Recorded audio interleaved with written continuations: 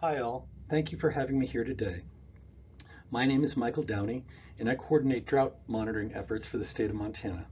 I'm going to talk to you today about the 2017 flash drought in Montana, which gripped the northern high plains in the spring and summer of 2017.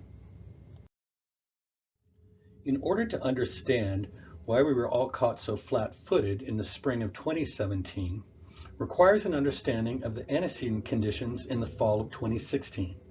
In September and October of that year, some parts of Montana received over 6 inches of precipitation, which accounts for more than half of their average annual precipitation in many parts of the state. Moreover, temperatures that fall were on the cool side of average, and with all the precipitation, soil moisture was high. Snowpack that year was also very strong. Only the Musselshell Basin was below normal, with the remainder of the basins looking much above average snowpack. Truth is, given the wet fall and a strong winter, we weren't even thinking about drought. All the worry that spring was over the potential for flooding. The first reports of abnormally dry conditions came in mid-May. Hard to believe after such a wet fall and a good winter.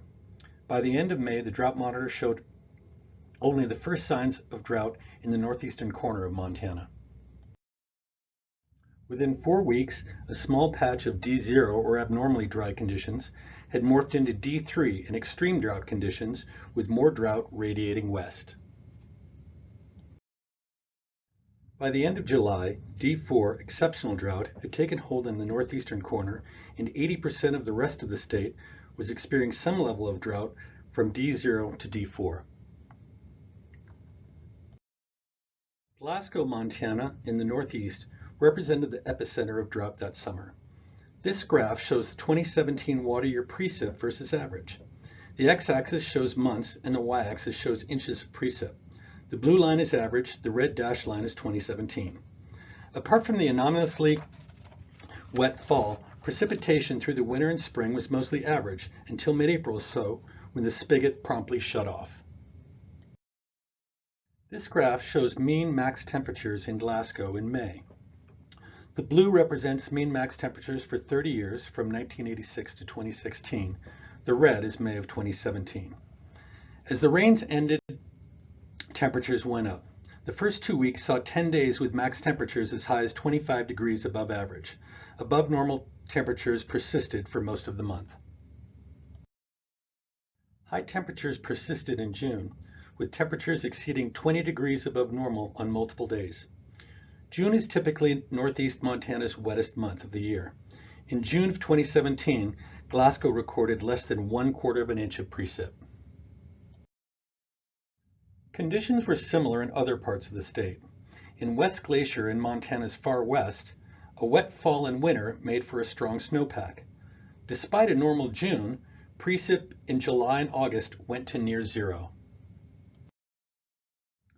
Temperatures were also similar as in the Northeast. Western Montana saw temperatures in May rise above normal for 24 days that month, with multiple days approaching 20 degrees above normal. The 2017 drought reached its apex in September, with 91% of the state in D1 to D4 status and the remaining 10% in D0. Despite the most severe drought in almost 100 years, the worst fire season in more than 100 years, the 2017 water year ended with most of the state's river basins at above normal for that year. This graphic offers a good illustration of the pitfalls of using water year percentage of normal as a drought indicator, but more on that later. Surprisingly, most of Montana's rivers and streams ran normal to above normal throughout the summer of 2017. This graph shows flows on the Yellowstone River at Sydney on Montana's eastern border. In that summer, the Yellowstone ran above normal from May through late August and never dropped below normal that year.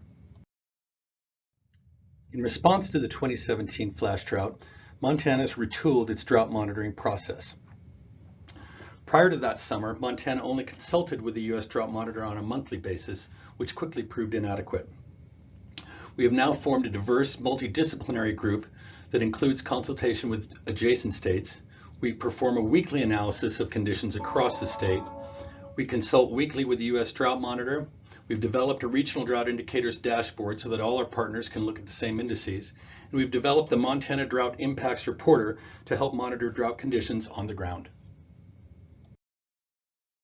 I just want to thank NIDIS, NOAA, and NDMC for having me here today, and thank our many partners that make our drought monitoring program possible.